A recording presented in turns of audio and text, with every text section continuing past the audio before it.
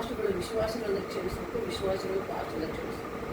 ಒಬ್ಬರಿಗೊಬ್ಬರು ನಾವು ಕ್ಷಮಿಸುವ ಗುಣ ನಮ್ಮಲ್ಲಿ ಇರಬೇಕು. ಎಷ್ಟೋ ಜನರು ಏನು ಮಾಡ್ತಾರೆ, ಸಿಟ್ಟಾಗ್ತಾರೆ, ಮಾತು ಬಿಡ್ತಾರೆ, ಬರೋದೇ ಇಲ್ಲ, ಹತ್ರ ಬರೋದು, ದೂರ ಹೋಗ್ಬಿಡ್ತಾರೆ. ಆ ಗುಣ ನಮ್ಮಲ್ಲಿ ಸೇವಕರಲ್ಲಿ ಇರಲೇಬಾರದು. ವಿಶ್ವಾಸಿಗಳನ್ನು ನಾವು ನಮ್ಮ ಮಕ್ಕಳಂತೆ ನಾವು ಪ್ರೀತಿಸಬೇಕು. ನಮ್ಮ ಹೊಟ್ಟೆಯಲ್ಲಿ ಹುಟ್ಟಿದ ಮಕ್ಕಳು, ರಕ್ತ ಹಂಚಿಕೊಂಡು ಹುಟ್ಟಿದ ಮಕ್ಕಳು ಇದ್ದೇ ಇರ್ತಾರೆ, ಅದು ಬೇರೆ ವಿಷಯ. ಆದರೆ ಒಬ್ಬ ಸೇವಕನಿಗೆ ನಿಜವಾದ ಮಕ್ಕಳಂದರೆ ಆತ್ಮೀಯ ಮಕ್ಕಳೇ ವಿಶ್ವಾಸಿಗಳೇ. ಈಗ ನೀವೆಲ್ಲರೂ ಸೇವಕರಾಗಿದ್ದರೆ ಎಲ್ಲರಿಗೂ ದೇವರು ಒಂದೊಂದು ಸಭೆಗೆ ಒಂದೊಂದು ಜವಾಬ್ದಾರಿ ಕೊಟ್ಟಿದ್ದಾನೆ. ಅಂದಮೇಲೆ ನಿನ್ನ ಸಭೆಗೆ ಬರುವ ಪ್ರತಿ ವಿಶ್ವಾಸಿಯನ್ನು ನೀನು ನಿನ್ನಂತೆ ನೀನು ಪ್ರೀತಿಸು, ನಿನ್ನ ಮಕ್ಕಳಂತೆ ಪ್ರೀತಿಸು, ಅವರಿಗೆ ಪ್ರೀತಿಯನ್ನು ಹಂಚು. ಅವ್ರು ಏನಾದರೂ ಮಾಡಲಿ ಕ್ಷಮಿಸಿ ಪ್ರೀತಿಸಿದರೆ ನಮ್ಮ ಕುಟುಂಬ, ನಮ್ಮ ಸಭೆ ಎಲ್ಲವೂ ಕೂಡ ದಿನ ದಿನಕ್ಕೂ ಅಭಿವೃದ್ಧಿ ಆಗ್ತದೆ. ಈ ಎರಡು ಗುಣ ಇಲ್ಲ ಅಂದರೆ ನಾವೇನು ಮಾಡಿದರೂ ಏನು ಉಪಯೋಗ ಇಲ್ಲ. ಎಲ್ಲ ಹೊಳೆ ಹುಳಿ ಹಿಡಿದಂಗೆ. ಹೊಳೆ ಹುಳಿ ಹಿಡಿದ್ರೆ ಅರ್ಥ ಅಲ್ವಾ? ಹುಣಸೆಹಣ್ಣು ಸಾರಿಗೆ ಹಾಕ್ಬೇಕಂದ್ರೆ ಒಂದಿಷ್ಟು ತಗಡು ಸಣ್ಣ ಬಟ್ಲಲ್ಲಿ ಹಿಂಡಿದ್ರೆ ಅದು ಚೆನ್ನಾಗಿ ಹುಳಿ ಇರ್ತದೆ, ರುಚಿ ಇರ್ತದೆ. ಅದನ್ನೇ ಇಷ್ಟು ಹುಳಿ ತಗೊಂಡೋಗಿ ಹೊಳೆಯಾಗ, ನದಿಯಾಗ, ನೀರಿನಾಗ, ಹಳ್ಳದಾಗ ಹಿಂಡಿದ್ರೆ ಏನು ಬರ್ತದೆ? ಎಲ್ಲ ಉಪಯೋಗ ಇಲ್ಲ, ರುಚಿನೇ ಇಲ್ಲ, ಹುಳಿನೇ ಆಗಲ್ಲ. ನೀನು ಎಷ್ಟು ಹೇಳಿದ್ರು ಹಾಗೆ ನಿಮ್ಮ ಸೇವೆಗಳು ಆಗಬಾರದು, ನಮ್ಮ ಕುಟುಂಬಗಳಾಗಬಾರದು, ನಿಮ್ಮ ಸಭೆಗಳು ಆಗಬಾರದು. ಅಂದರೆ ನಾವು ಹೇಳುವ ಮಾತುಗಳನ್ನು ವಿಶ್ವಾಸಿಗಳು ಕೇಳುವಂತಿರಬೇಕು, ತಿಳ್ಕೊಳ್ಕೊಂಡು ಅದರಂತೆ ನಡ್ಕೊಳ್ಬೇಕು. ಅವರಿಗೆ ಹೇಳುವುದಕ್ಕಿಂತ ಕೇಳುವುದಕ್ಕಿಂತ ಮುಂಚೆ ನಾವು ವಾಕ್ಯದ ಪ್ರಕಾರ ನಡ್ಕೊಳ್ಬೇಕು. ಸೇವಕರ ನಾವು ವಾಕ್ಯದ ಪ್ರಕಾರ ಇಲ್ಲದೆ ನಾವೇ ಮಾಡಬಾರದು ಮಾಡಿ ಅಲ್ಲಿ ಬಲಿಪೀಠದ ಮೇಲೆ ಹೋಗಿ ನಿಂತು ದೇವರ ಸನ್ನಿಧಿಯಲ್ಲಿ ನಾವು ವಾಕ್ಯವನ್ನು ಹೇಳ್ತಾ ಹೋದರೆ ಯಾರು ಕೇಳಲ್ಲ, ಬೇರೆ ಮಾಡೋದು. ಏನು ಹೇಳ್ತೀವಿ ನೋಡಪ್ಪ, ನೀನು ಮಾಡೋದು ಮಾಡ್ತೀವಿ, ನಮ್ಗೇನು ಹೇಳ್ತೀವಿ? ನೀನು ನೋಡ್ಕೊಂಡು ನಿನ್ನ ಮನೆ ನೋಡ್ಕೊ, ನಿನ್ನ ಹೆಂಡತಿ ನೋಡ್ಕೊ, ನಿನ್ನ ಮಕ್ಕಳು ನೋಡ್ಕೊ, ನಮಗೇನು ಹೇಳ್ತೀವಿ ಅನ್ನೋ ಪರಿಸ್ಥಿತಿ ಯಾವತ್ತು ಯಾವ ಸೇವಕರಿಗೂ ಬರಬಾರದು. ಫಸ್ಟ್ ನಾವು ಸರಿ ಇರಬೇಕು ಅಲ್ವಾ? ನಾವು ಸರಿ ಇದ್ದು ಸರಿ ಯಾವುದು ತಪ್ಪು ಯಾವುದು ಅಂತ ತಿಳ್ಕೊಂಡು ಇನ್ನೊಬ್ರಿಗೆ ಹೇಳಿದಾಗ ಅದನ್ನು ಅವ್ರು ಅರ್ಥ ಮಾಡ್ಕೊತಾರೆ. ಅದಕ್ಕೆ ಹೇಳ್ತಾ ಇದ್ದೇನೆ, ಇಲ್ಲಿ ಪೌಲನು ತಿಮೋಥನಿಗೆ ನೀನು ಮಾದರಿಯಾಗಿರು, ಆದರ್ಶಪ್ರಾಯನಾಗಿರು. ನೀನು ಹೇಗಿರ್ತೀಯೋ ಹಾಗೆ ನಿನ್ನನ್ನು ನೋಡುವವರು, ನಿನ್ನ ಮಾತನ್ನು ಕೇಳುವವರು, ನಿನ್ನ ವಿಶ್ವಾಸಿಗಳು ಎಲ್ಲರೂ ಹಾಗೆ ಇರೋದಕ್ಕೆ ಸಾಧ್ಯವಾಗ್ತದೆ. ಅದನ್ನು ದೇವರ ಮಾತಿನಂತೆ ನಡ್ಕೋಬೇಕು. ನಾವು ದೇವರ ಕ್ರಿಸ್ತನ ಸ್ವಭಾವವನ್ನು ನಾವು ಹೊಂದಿದವರಾಗಿರ್ಬೇಕು. ಕ್ರಿಸ್ತನ ಸ್ವಭಾವ ಪ್ರೀತಿಸುವುದು, ಕ್ಷಮಿಸುವುದು, ಪ್ರಾರ್ಥಿಸುವುದು. ನಾವೆಲ್ಲರೂ ಯಾರು ನಾವು ಏನೇ ಮೋಸ ಮಾಡಿದ್ರು, ದ್ರೋಹ ಮಾಡಿದ್ರು ಕೂಡ ನಾವು ಅವರಿಗಾಗಿ ನಾವು ಪ್ರಾರ್ಥಿಸಬೇಕು. ಎಲ್ಲರಿಗಾಗಿ ನಾವು ಪ್ರಾರ್ಥಿಸಬೇಕು. ಪ್ರಾರ್ಥನೆ ಬಹಳ ಮುಖ್ಯ. ಪ್ರಾರ್ಥನೆಯಿಂದ ಜೀವಿತ ನಾವು ಸತ್ತರಾಗಿ, ನಮ್ಮ ಉಸಿರೇ ನಮ್ಮ ಪ್ರಾರ್ಥನೆ, ನಮ್ಮ ಪ್ರಾರ್ಥನೆಯೇ ನಮ್ಮ ಉಸಿರಾಗಿರಬೇಕು. ಸೇವಕರು ಎಷ್ಟು ಪ್ರಾರ್ಥನೆ ಮಾಡ್ತಾರೋ ಅಷ್ಟು ನಿಮ್ಮ ಕುಟುಂಬ, ನಿಮ್ಮ ಸೇವೆ ಅಭಿವೃದ್ಧಿ ಆಗ್ತದೆ. ಪ್ರಾರ್ಥನೆ ಇಲ್ಲ ಅಂದರೆ ಏನು ಆಗಲ್ಲ, ಏನು ಮಾಡೋಕ್ಕೆ ಸಾಧ್ಯ ಇಲ್ಲ. ನೀನು ಎಷ್ಟನ್ನ ಬೈಬಲ್ ಓದು, ಏನನ್ನ ಮಾಡು, ಏನು ವಾಕ್ಯ ಹೇಳು, ಏನೇ ಮಾಡು, ಏನು ಉಪಯೋಗ ಇಲ್ಲ. ನೀನು ಫಸ್ಟ್ ಪ್ರಾರ್ಥನೆ ಮಾಡು. ಯಾವುದೇ ಒಂದು ಕುಟುಂಬ ಸೇವೆ ಅಭಿವೃದ್ಧಿ ಆಗುತ್ತಂದರೆ ನಾವು ಮಾಡಬೇಕಾಗಿರೋ ಕೆಲಸ ಪ್ರಾರ್ಥನೆ. ಮುಖ್ಯವಾಗಿ ಪ್ರಾರ್ಥನೆ ನಾವು ಮಾಡ್ತಾ ಇದ್ದರೆ ನಮ್ಮ ಸಭೆ ಆಗಲಿ, ನಮ್ಮ ಕುಟುಂಬವಾಗಲಿ, ನಮ್ಮ ಸೇವೆಯಾಗಲಿ ಎಲ್ಲವೂ ಕೂಡ ದಿನಕ್ಕೂ ಹೆಚ್ಚಾಗಿ ಅಭಿವೃದ್ಧಿ ಹೊಂದುತ್ತಾ ಹೋಗ್ತದೆ. ಅದೇ ವಾಕ್ಯ ಹೇಳ್ತಾರೆ, ಸಹೋದರರೇ ನೀವು ಹೇಗಿರ್ಬೇಕಂತೆ ದೇವರ ವಾಕ್ಯವನ್ನು ನಾವು ಕೇಳಬೇಕು, ನಡ್ಕೋಬೇಕು, ಸಹನೆ ತಾಳ್ಮೆಯಿಂದ ಇರಬೇಕು. ಪ್ರೀತಿ, ಕ್ರಿಸ್ತನ ಪ್ರೀತಿಯನ್ನು ನಾವು ಹೊಂದಿಕೊಂಡು ಆ ಪ್ರೀತಿಯನ್ನು ಹಂಚುವವರಾಗಿರಬೇಕು. ನಿನ್ನಲ್ಲಿ ಕ್ರಿಸ್ತನ ಪ್ರೀತಿ ಇಲ್ಲ ಅಂದರೆ ನೀನು ಏನು ಸೇವೆ ಮಾಡಿದ್ರು ಎಲ್ಲ ಬೇಸ್ಟ್. ಅದೇ ಹೊಳೆಗುಡಿ ಇಟ್ಟಿದಂಗೆ ಆಗ್ತದೆ ನಮ್ಮ ಕಥೆ. ಏನು ಕ್ರಿಸ್ತನ ಪ್ರೀತಿ ಇದೆ. ಯಾಕೆಂದರೆ ಒಂದು ಊರು, ಒಂದು ಕೇರಿ, ಒಂದು ಮನೆ, ಒಂದು ಸಭೆಯಲ್ಲಿರುವಂಥ ಜನರು ಎಲ್ಲರೂ ಒಂದೇ ರೀತಿ ಇರೋದಿಲ್ಲ. 5 ಬೆರಳು ಒಂದೇ ರೀತಿ ಇದೆಯಾ?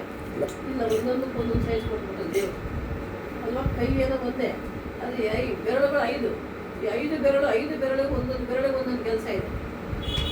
ಹಾಗೆ ನಮ್ಮ ಕುಟುಂಬದ ಸದಸ್ಯರಾಗಲಿ, ನಮ್ಮ ಸಭೆ ಸದಸ್ಯರಾಗಲಿ, ಈ ನಮ್ಮ ಸೇವಕರಾಗಲಿ ಅವರದ್ದೇ ಆದ ಒಂದು ಕಾರ್ಯದಲ್ಲಿ ದೇವರು ಅವರಿಗೆ ಕೆಲಸ ನೆರವೇರಿಸಿರ್ತಾನೆ. ಅದನ್ನು ನಾವು ಮಾಡಬೇಕು. ದೇವರು ನಮ್ಗೆ ಏನು ಮಾಡೋದು ಅದನ್ನು ಮಾಡಬೇಕು. ಈಗ ನೀವೆಲ್ಲ ಬಂದಿದ್ದಾರೆ, ಯಾಕೆ ಬಂದಿದ್ದಾರೆ? ದೇವರ ದರ್ಶನವನ್ನು ಹೊಂದಿಕೊಂಡು, ಕರೆಯನ್ನು ಹೊಂದಿಕೊಂಡು ಸೇವೆ ಮಾಡಬೇಕನ್ನುವ ಆಸಕ್ತಿ ಇದ್ದು ಬಂದಿರೋದು. ಸುಮ್ಮನೆ ಏನು ಬಂದಿಲ್ಲ ಅಲ್ವಾ? ಯಾರು ಸುಮ್ಮನೆ ಬರಲ್ಲ. ಅಂದರೆ ಅರ್ಥ ಏನು? ನಮ್ಮನ್ನು ಆತನೇ ಏಸಪ್ಪನೇ ಆರಿಸ್ಕೊಂಡ್ಬಿಟ್ಟನು. ತನಗಾಗಿ ತನ್ನ ರಾಜ್ಯವನ್ನು ಕಟ್ಟುವುದಕ್ಕಾಗಿ, ತನ್ನ ಸುವಾರ್ತೆ ಸಾರುವುದಕ್ಕಾಗಿ, ತನ್ನ ಸೇವೆ ಮಾಡುವುದಕ್ಕಾಗಿ ಏಸಪ್ಪ ನಮ್ಮನ್ನೆಲ್ಲರನ್ನು ಆರಿಸಿಕೊಳ್ತಾನೆ. ಆತನ ಆರಿಸಿ ಕರೆದಾಗ ನಾವೇನು ಮಾಡಬೇಕು? ಆತನ ಕಾರ್ಯವನ್ನು ಮಾಡಬೇಕಾಗ್ತದೆ. ಅದಕ್ಕೆ ದೇವರ ಹಾಡಲ್ಲಿದೆ, ಒಂದು 2 ಭಾಳ ಇಷ್ಟ.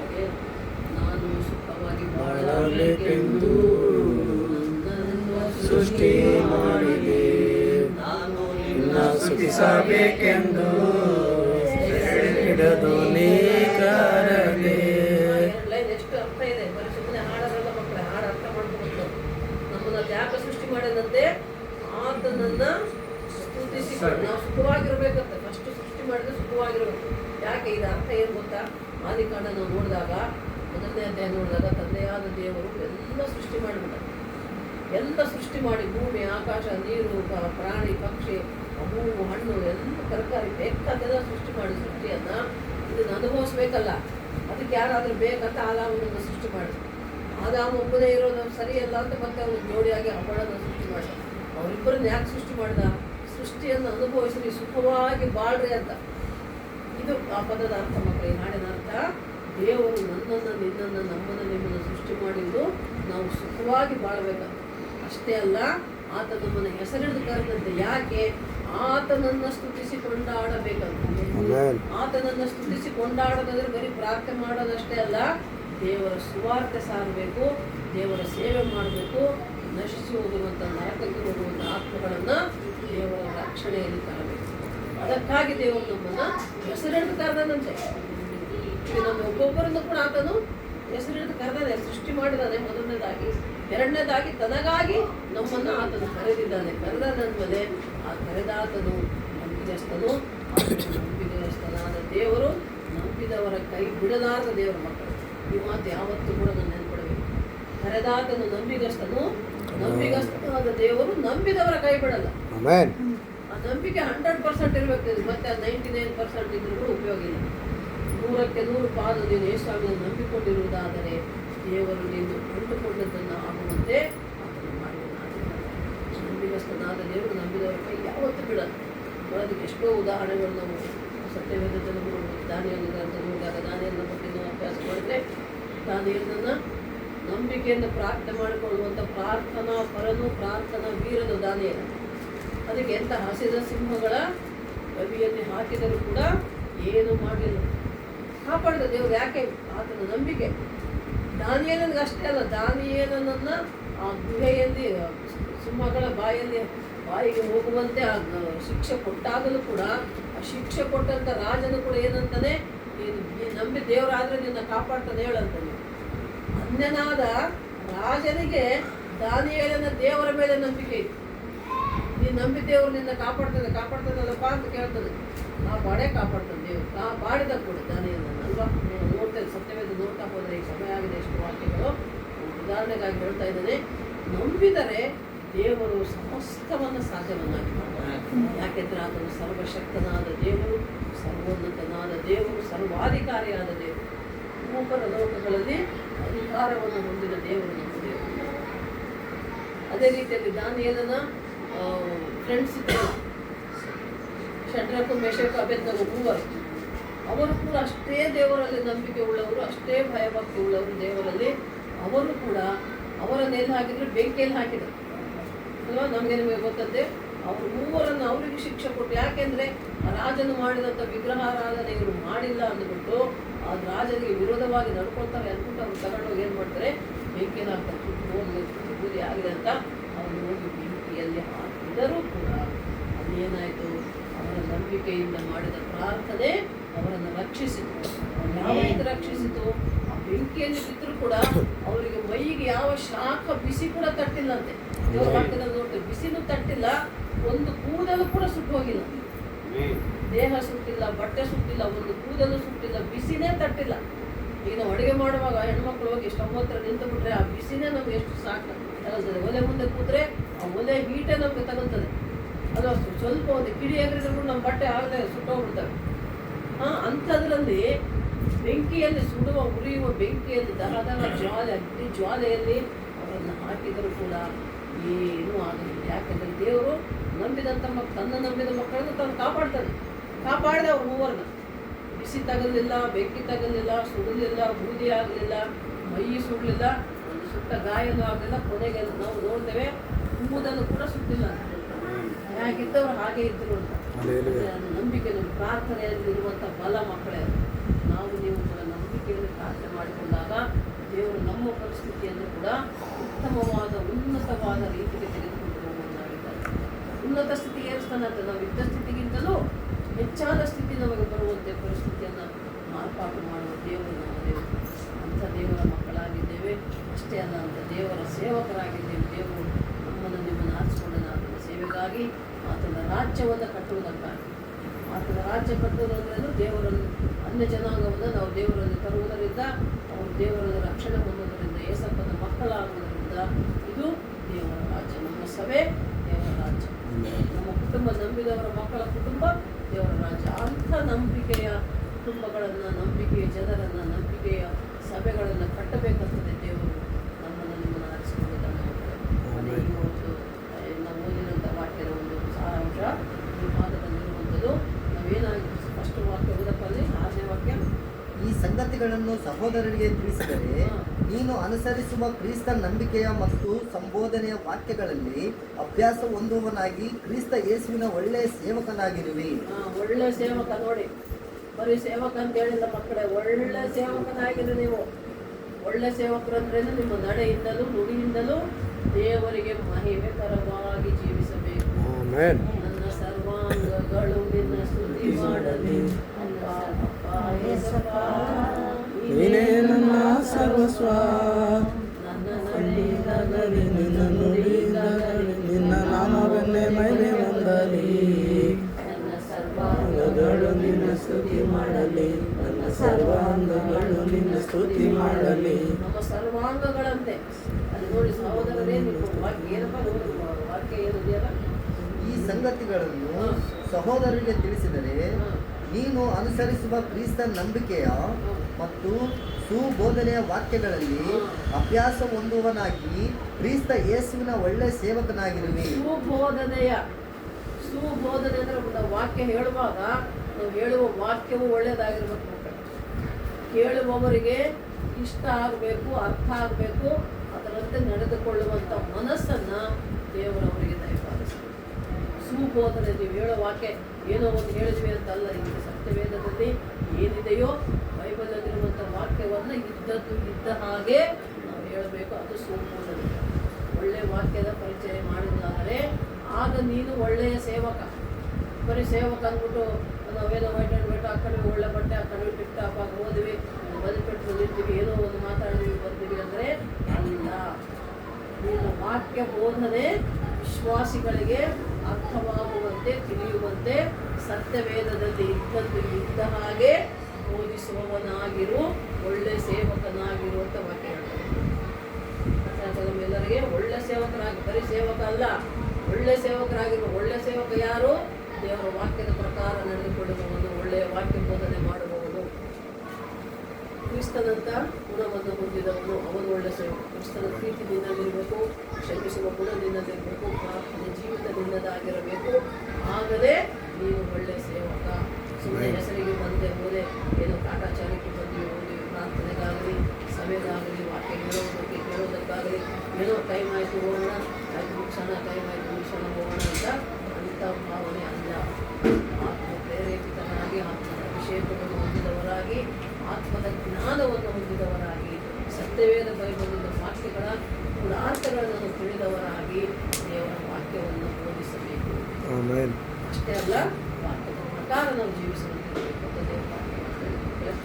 ಕೊನೆಯಲ್ಲಿ ಹೇಳಪ್ಪ ಒಂದು ವಾಕ್ಯ, ಕೊನೆ ವಾಕ್ಯಲ್ಲಿ ನಿನ್ನ ವಿಷಯದಲ್ಲಿಯೂ ನಿನ್ನ ಉಪದೇಶದ ವಿಷಯದಲ್ಲಿಯೂ ಎಚ್ಚರಿಕೆಯಾಗಿರು.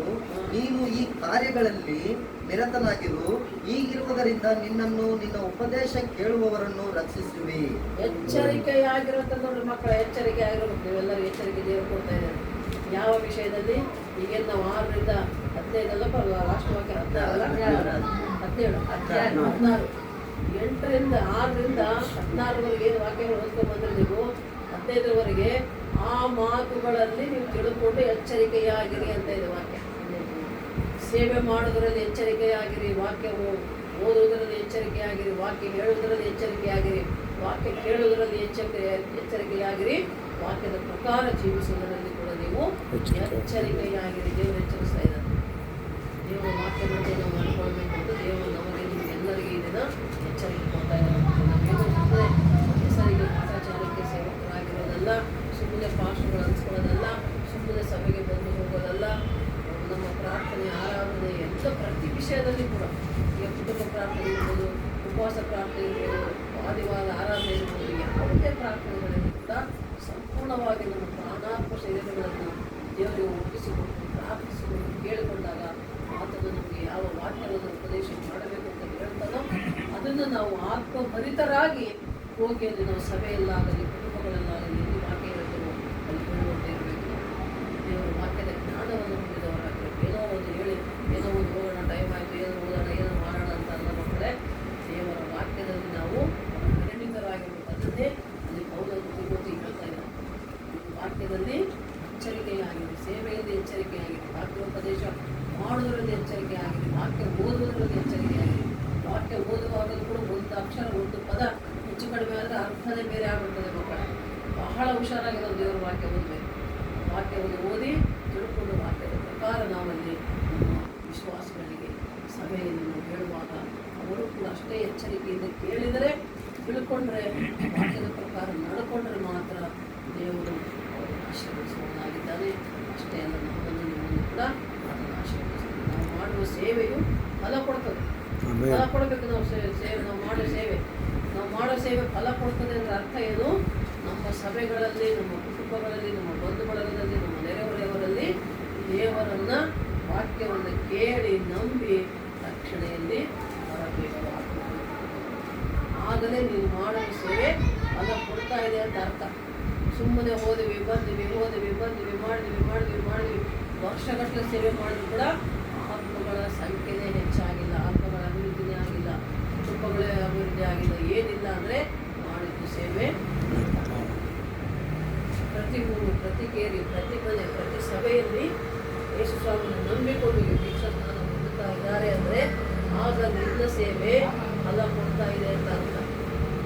ನಾವು ಮಾಡುವ ಸೇವೆ ಫಲ ಹೊಂದಿದ್ದೇವೆ ಅಂದರೆ ಅರ್ಥ ಏನು?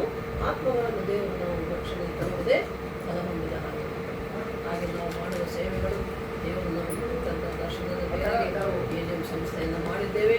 ಈ ಒಂದು AJM ಸಂಸ್ಥೆಯಲ್ಲಿ ನೀವೆಲ್ಲರೂ ನಿಮ್ಮನ್ನು ಆರಿಸಿಕೊಂಡಿದ್ದಾನೆ, ನಮ್ಮನ್ನು ಆರಿಸಿಕೊಂಡಿದ್ದಾನೆ. ನಾವೆಲ್ಲರೂ ಕೂಡ ಒಂದೇ ಮನಸ್ಸಿನಿಂದ ಕ್ರಿಸ್ತನ ಪ್ರೀತಿಯನ್ನು ಹೊಂದಿದವರಾಗಿ, ಕ್ರಿಸ್ತನ ಪ್ರೀತಿಸುವ ಗುಣ, ಕ್ಷಮಾಗುಣ, ತಾಳ್ಮೆ, ಸಹನೆ ಹೊಂದಿದವರಾಗಿದ್ದರೆ, ಎಲ್ಲಕ್ಕಿಂತ ಹೆಚ್ಚಾಗಿ ಪ್ರಾರ್ಥನೆ ಮಾಡುವವರಾಗಿದ್ದರೆ ಮಾತ್ರ ನಮ್ಮ ಸೇವೆಯು ಫಲವನ್ನು ಕೊಡ್ತದೆ. ಎಲ್ಲರಿಗೆ ಇವತ್ತು ಒಂದು ವಿಷಯ ನಾನು ಹೇಳೋಕ್ಕೆ ಇಷ್ಟಪಡ್ತೇನೆ. ಏನಂದರೆ ನಮ್ಮ ಎಲ್ಲ ಸಭೆಗಳೇನಿದ್ದಾವೆ, ಎಲ್ಲ ಚರ್ಚ್ಗಳು, AJM ಚರ್ಚ್ ಎದೇ ರೀತಿ ಯಾವ ಊರಲ್ಲಿ ಯಾವ ಕೇರಿಯಲ್ಲಿರೋ ನಮ್ಮ ಸಭೆಯ ಸುತ್ತಮುತ್ತ ಇರೋ 4 ದಿಕ್ಕುಗಳಲ್ಲಿರುವಂಥ ಮನೆಗಳು ಮೊದಲು ನಾವು ಅಲ್ಲಿ ಅವಕ್ಕಾಗಿ ಪ್ರಾರ್ಥನೆ ಮಾಡಬೇಕು. ಯಾಕಂದರೆ ಯಾವುದೇ ರೀತಿಯಲ್ಲಿ ಮುಂದೆ ನಮ್ಮ ಸೇವೆಗೆ ವಿರೋಧ ಉಂಟು ಮಾಡಬಾರ್ದು ಅಥವಾ ಅಡ್ಡಿ ಆತಂಕ ಮಾಡಬಾರ್ದು. ಅದಕ್ಕಾಗಿ ನಮ್ಮ ಸಭೆಯ ಸುತ್ತಮುತ್ತಲ ಕುಟುಂಬಗಳಿಗಾಗಿ, ಮನೆಗಳಿಗಾಗಿ, ಮನೆ ಯಜಮಾನರಿಗಾಗಿ ಪ್ರಾರ್ಥನೆ ಮಾಡಬೇಕು. ಮಕ್ಕಳೆಲ್ಲರೂ ಒಂದಿಷ್ಟು ಬರ್ಕೊಳ್ಳಿ, ಯಾರ್ಯಾರು ಇದ್ದಾರೆ ಅಂತ. ಸುತ್ತಮುತ್ತ 4 ದಿಕ್ಕಿನಲ್ಲಿರುವಂಥ ಮನೆಗಳು, ಯಜಮಾನರು, ಅವರ ಹೆಸರು ಬಂದು ಅವರಿಗಾಗಿ ಪ್ರಾರ್ಥನೆ ಮಾಡೋಣ, ಆ ಊರಿಗಾಗಿ ಪ್ರಾರ್ಥನೆ ಮಾಡೋಣ, ಕೇರಿಗಾಗಿ ಪ್ರಾರ್ಥನೆ ಮಾಡೋಣ. ನಿಮ್ಮ ಕುಟುಂಬದಲ್ಲಿ ಎಷ್ಟೋ ಜನರು, ಎಷ್ಟೋ ಕುಟುಂಬಗಳಲ್ಲಿ ಎಲ್ಲರೂ ನಂಬಿರಲ್ಲ, ಬಂಧುಗಳಿಗೆಲ್ಲರೂ, ಅವರೆಲ್ಲರಿಗಾಗಿ ನಾವು ಪ್ರಾರ್ಥನೆ ಮಾಡೋದಾದರೆ ಆತ್ಮಗಳು ನಮಗೆ ಆದಾಯವಾಗ್ತವೆ. ಆತ್ಮಗಳು ದೇವರ ರಾಜ್ಯಕ್ಕೆ ಬರುವುದಕ್ಕೆ ಸಾಧ್ಯವಾಗ್ತದೆ. ಹಾಗಾಗಿ ನಾವು ನೀವೆಲ್ಲರೂ ಕೂಡ ಎಲ್ಲರಿಗಾಗಿ ನಾವು ಪ್ರಾರ್ಥನೆ ಮಾಡೋಣ.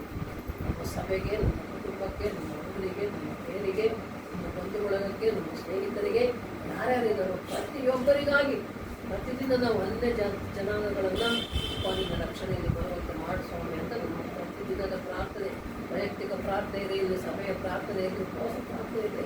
ನಾವು ದೇವರಲ್ಲಿ ಕೇಳಿಕೊಳ್ಬೇಕು.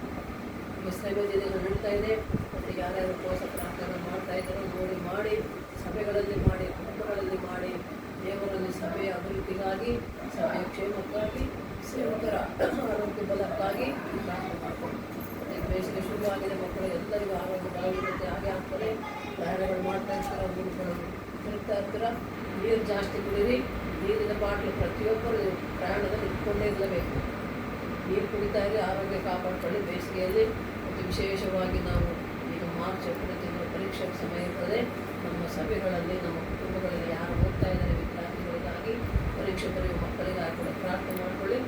ಮಕ್ಕಳನ್ನು ಕೂಡ ಚೆನ್ನಾಗಿ ನೋಡ್ಕೊಳ್ಳಿ. ಯಾಕೆಂದರೆ ಬೇಸಿಗೆಯಲ್ಲಿ ಸರಿಯಾಗಿ ಪರೀಕ್ಷೆ ಟೈಮ್ಗೆ ಎಷ್ಟೋ ವಿದ್ಯಾರ್ಥಿಗಳು ಅನಾರೋಗ್ಯದಲ್ಲಿ ವಿಚಾರ ಬರ್ತದೆ. ಕೆಲವೆಲ್ಲ ನಿದ್ದೆಗಟ್ಟು ಹೋಗ್ತಾರೆ ಕೆಲವು ಮಕ್ಕಳು. ಆ ಮಕ್ಕಳಿಗಾಗಿ ಪ್ರಾರ್ಥನೆ ಮಾಡ್ಕೊಳ್ಳಿ.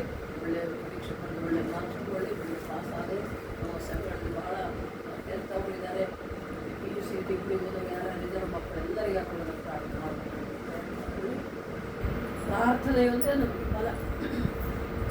ಇದು ವಾಕ್ಯ ಹಾಕಿವಿ, ಏನು ಹಾಕಿವಿ? ಪ್ರೇಯರ್ ಬ್ರಿಂಗ್ಸ್ ವಿಕ್ಟರಿ ಅಂತ. ಪ್ರಾರ್ಥನೆಯಲ್ಲಿ ನಮಗೆ ಜಯ ಸಿಗ್ತದೆ ಅಂತ. ಪ್ರತಿ ವಿಷಯಕ್ಕೆ, ನಿನ್ನ ಕುಟುಂಬಕ್ಕಾಗಲಿ, ನಿನ್ನ ಮಕ್ಕಳಿಗಾಗಲಿ, ನಿನ್ನ ಸಭೆಗಾಗಲಿ, ನಿನ್ನ ಸೇವೆಗಾಗಲಿ, ಪ್ರತಿ ವಿಷಯಕ್ಕೂ, ಅನಾರೋಗ್ಯಕ್ಕಾಗಲಿ, ಬಲಹೀನತೆಗಾಗಲಿ, ಬಡತನಕ್ಕಾಗಲಿ, ಪ್ರತಿಯೊಂದು ವಿಷಯಕ್ಕೂ ಕೂಡ ನೀವು ನಂಬಿಕೆಯಿಂದ ಪ್ರಾರ್ಥನೆ ಮಾಡಿಕೊಂಡ್ರೆ, ನಂಬಿಕೆಯಿಂದ ಪ್ರಾರ್ಥನೆ ಮಾಡಿಕೊಂಡಾಗ ದೇವರು ನಮ್ಮ ಪ್ರಾರ್ಥನೆ ಕೇಳ್ತಾನೆ, ಅದಕ್ಕೆ ಸದುತ್ತರವನ್ನು ಕೊಡ್ತಾನೆ. ಸದುತ್ತರ ಕೊಡುವ ದೇವರು ನಮ್ಮ ದೇವರು ಆಗಿರೋದ್ರಿಂದ ದೇವರ ಮಕ್ಕಳಾಗಿ ನಾವಿದ್ದೇವೆ, ಸೇವಕರಾಗಿದ್ದೇವೆ.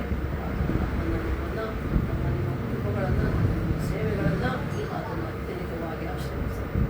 ಮತ್ತೆ ನೀವೇ ವಾಕ್ಯ ಮನೆಯಲ್ಲಿ ನೋಡಿಕೊಂಡು ಧ್ಯಾನ ಮಾಡಿಕೊಂಡ್ರೆ ಅಲ್ಲಿರುವಂಥ ಪ್ರತಿ ಅಂಶ, ಪ್ರತಿ ವಾಕ್ಯವನ್ನು ನೆನಪಿಟ್ಕೊಂಡು ನಾವು ದೇವರಿಗಾಗಿ, ದೇವರ ರಾಜ್ಯಕ್ಕಾಗಿ, ಮತ್ತೆ ಅನುಭವ ಮಾಡ್ಕೊಂಡ ಮೊದಲು ನೀವು ದೇವರ ರಾಜ್ಯಕ್ಕಾಗಿ, ನೀತಿಗಾಗಿ ಅವಶ್ಯಕತೆ, ಆಗ ನಿಮಗೆ ಎಲ್ಲವೂ ಸಿಗ್ತದೆ ಅಂತ.